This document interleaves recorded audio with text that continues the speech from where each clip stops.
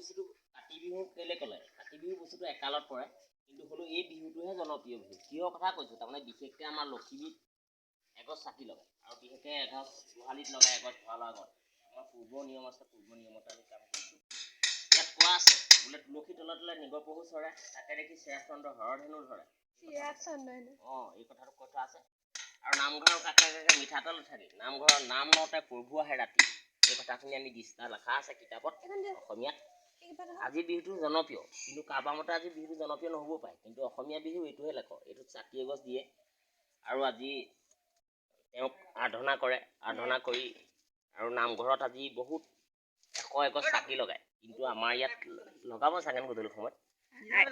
আয়োজন কৰিছা তাৰমানে এতিয়া আমি আয়োজন কৰিবলৈ লৈছোঁ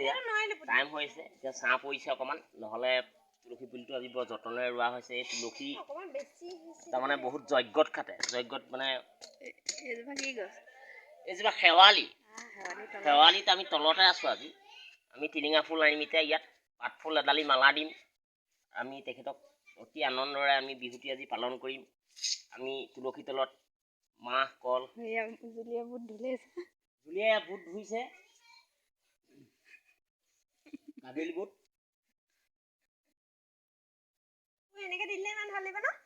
এনেকে দিলে হ'ব ইয়াত মালা এডাল দিলে হৈ যাব মালা হেৰি কিনা মালা দিম কিলা এডালকে দি দে কিলা